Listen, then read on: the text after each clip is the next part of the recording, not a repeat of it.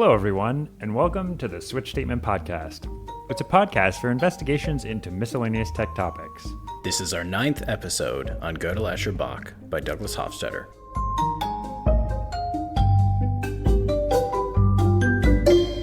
Hey, John, how are you doing? Hello, Matt. I am doing good. How are you doing? I am doing all right. I'm ready to learn about the location of all meaning. Yeah, where's the meaning? My search for meaning ends today. I'm going to find it. He tells us the location of meaning. Yeah, this chapter is it, people. It's like, this is where meaning is. This is one of the toughest reads we've done. This chapter, you're saying? Or this book? This book in general. But it's more so because the material is just so complicated.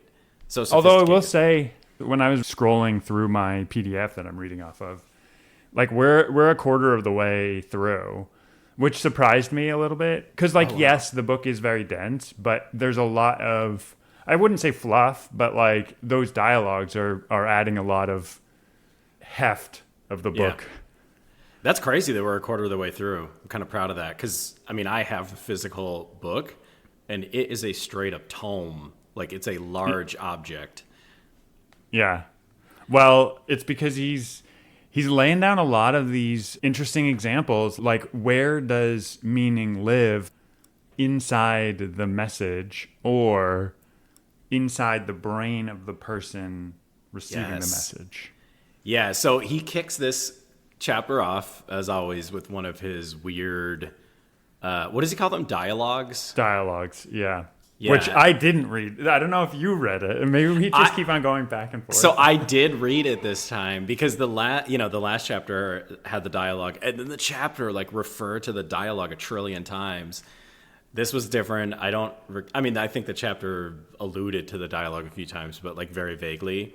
But this dialogue, I will give a quick description of the dialogue because it did relate to the chapter in an interesting way. So the tortoise and is it Ajax? Or no, Achilles. I almost said Ajax. Yeah. They're hanging out, and they find this jukebox. But the way the jukebox works is it only actually has one record, but that record gets put onto different record players. And depending on the record player, it plays something different. So the examples they give is they put it on one record player, and it plays our song Bach, B-A-C-H, even though H isn't a note, but they did mention that in Germany, H was a note for some reason. But anyway, they put that same record on a different player, and it plays C-A-G-E, which is another composer named John Cage that I think we've actually talked about before. I think we actually mentioned 433. But in any case, that's what. But is that just silence? Does it just play nothing? Well, no. I mean, he mentions that at one point, but that's not what the record plays. The record has 4 notes, but the point is each record player almost represents a way to map those notes into music. So the record has some data on it that's going through some. You can think of it as a formula, which is the record player. And then the output is the music, which is different depending on the record player. Right.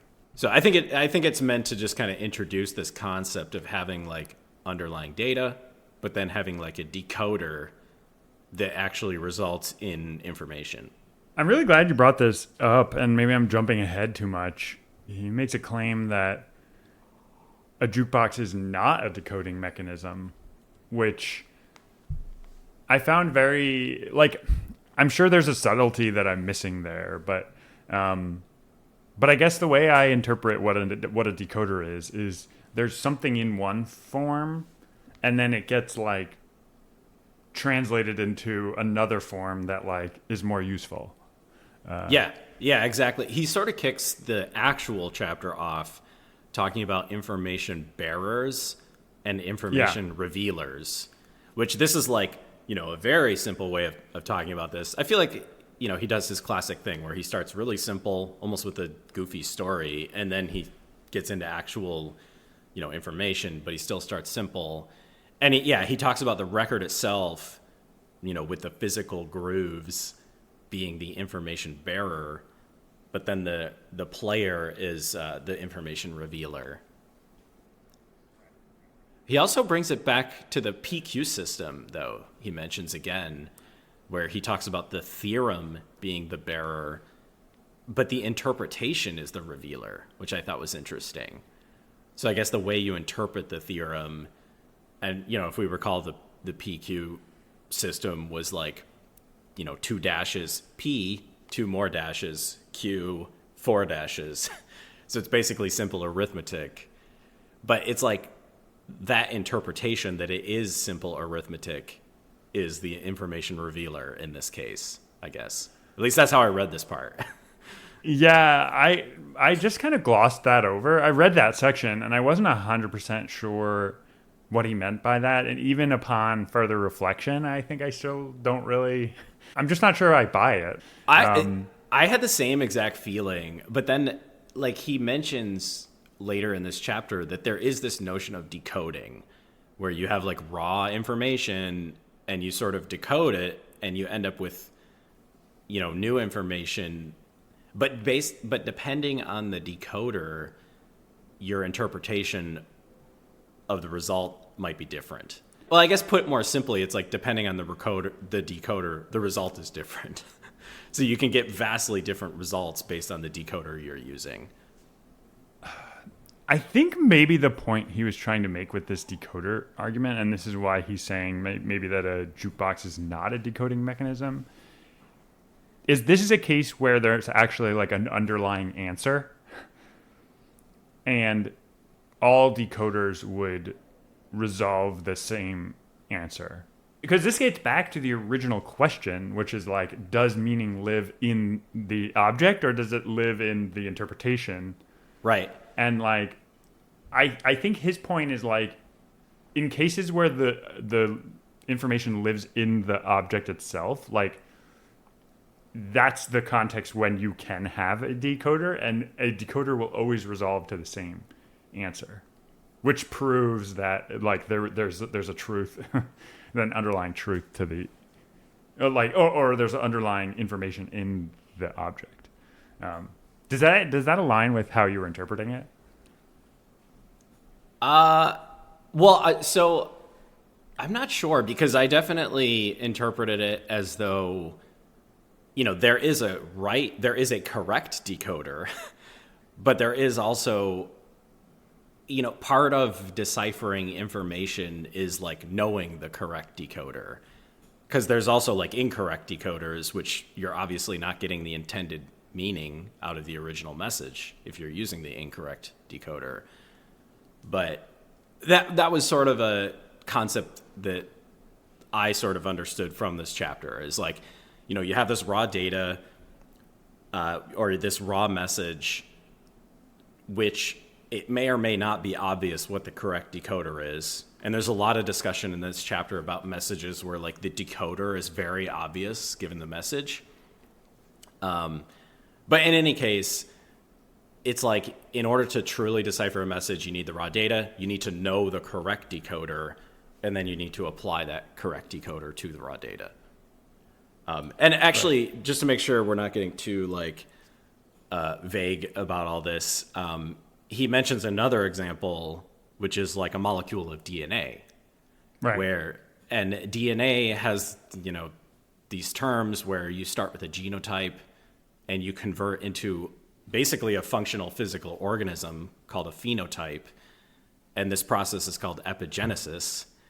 And he talks about how, this is an example of like, you got the raw data, which is the DNA, which is essentially data. Like it could be represented as binary on like a, flash card or something. Mm-hmm. And then you apply some process to it, which is essentially physics, and you're left with an actual living functional organism. Right. And he calls this an exotic isomorphism. Yeah. Because it's completely unclear how a unit of DNA is mapping onto a unit of the organism, right? It's very like it's this very complex transformation. Let me know if this was not your interpretation, but my understanding is that exoticism kind of lives in the complexity of the context.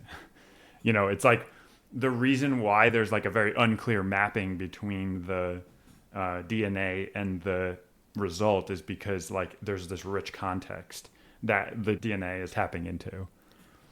Yeah. I definitely got that as well.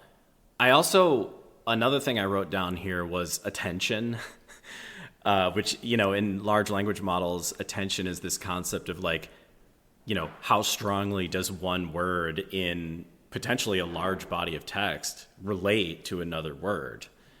Like let's say you have a sentence about the president or something, and it's a super long sentence, or maybe it's a whole paragraph, but the paragraph is introduced by saying, something like this person is a liar. Like that's an example where the word liar would have like a very strong influence on the meaning of the entire paragraph, because it's like a very charged word, has a ton of meaning. And if you're talking about a president being a liar, then that's like a very impactful concept. But these two words could be like really distant from each other in the data. And he talked about how like, in order to delete someone's nose, you can't just like delete a single value from the DNA, right? Like Right. You'd have to manipulate tons of values across the entire, DNA data, which I felt, at least to me, it's sort of related to this like attention concept, where it's like you have the concept of the nose, but it actually maps across the entire DNA data.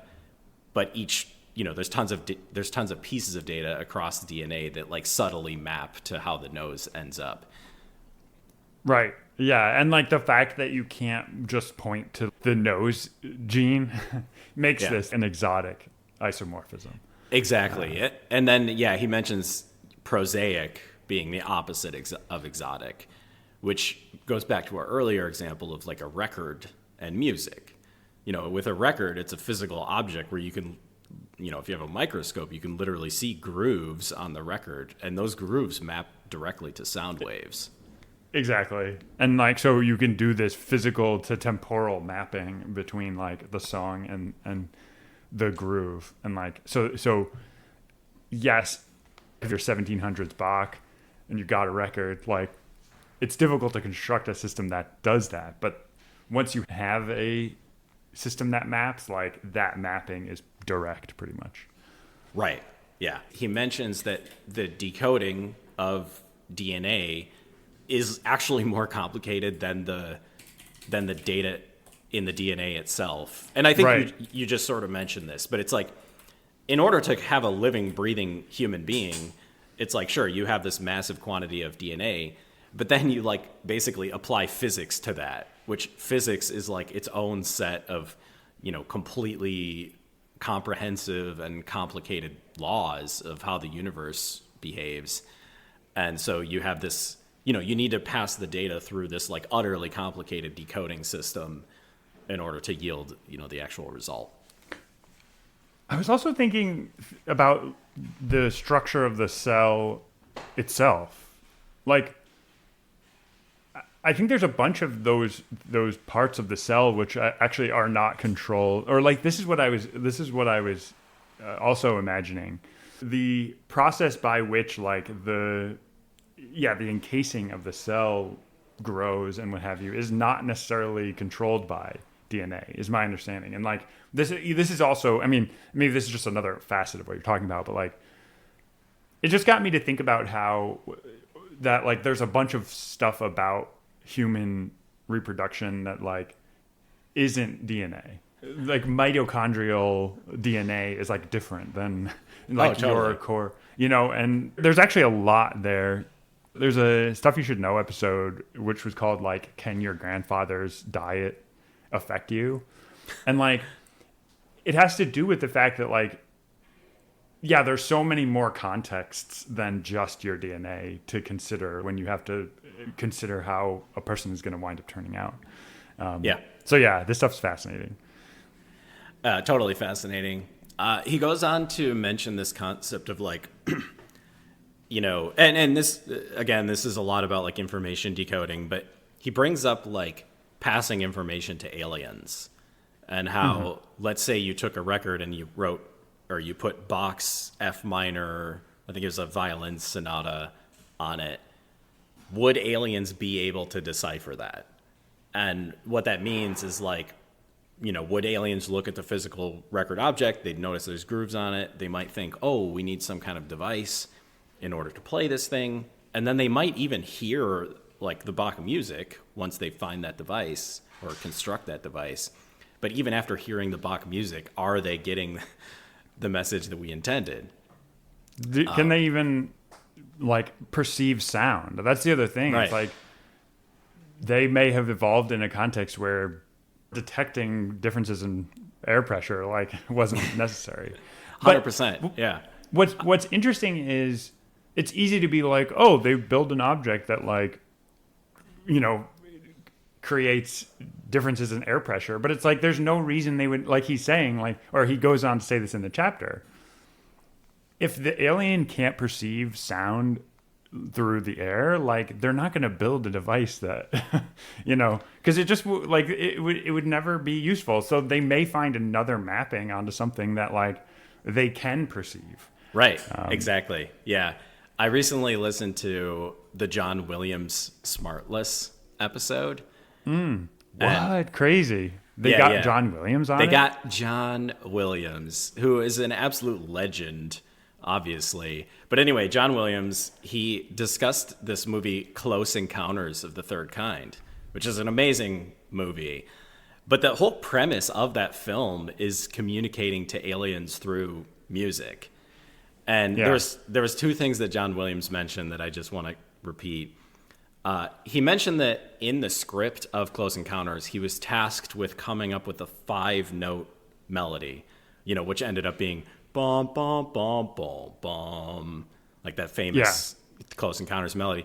But he talked in the podcast about how 5 notes isn't typically a melody in human culture. Like 5 notes is typically something like a doorbell, like it's like a chime. And then he mentions how 7 notes is a melody, like Somewhere Over the Rainbow or something, which I just thought was super interesting. It's like such a cultural thing. But I started thinking in my head of like various melodies I know about, and it's kind of true. It's like you sort of need a certain amount of information before it starts to feel like a melody. And then he mentioned this other thing that I totally love. He mentioned how the way he works on music is he sort of like removes and prods things until it feels like it was always there. Like to him, it feels like he's sort of subtly manipulating something until it just feels like this universal melody, almost like he's discovering like a math formula or something, which I just thought was cool. But it also implies this sort of universality of music, which is something that's discussed in this chapter. Like Bach's music, it's very mathematical. It's often, it can often be described as like a series of intervals that are used, for a reason. Some intervals cause tension, some intervals resolve tension. And so you can imagine kind of combining these concepts almost to create like a mathematical formula. So in that way, maybe music is this universal thing. Yeah, I mean, something that always struck me about music and these isomorphisms between sound and music, I guess, is the fact that when you double the frequency of something, it sounds the same again. Like, why does that happen? Like, it just, you hear it and you're like, oh, well, that's just, that's just how it is. But like, there's nothing to say that that's how it should be, The fact that like when you double the frequency, it rhymes, I guess, in our ears in a way. It's like hard to put words to how 2 notes that are like the same note sound alike. But that is a very interesting point. And actually, I mean, keeping on that topic of John Williams, like I'm amazed that he is able to maintain the distance from a thing that he's working on, because I feel like when I'm working on something, I just lose all ability to tell. It just becomes what it is, and I lose the ability to make an objective assessment of it.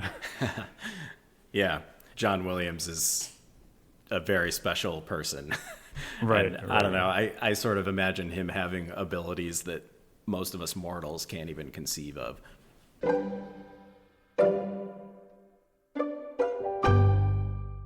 There was a very small point. He uses the word gross.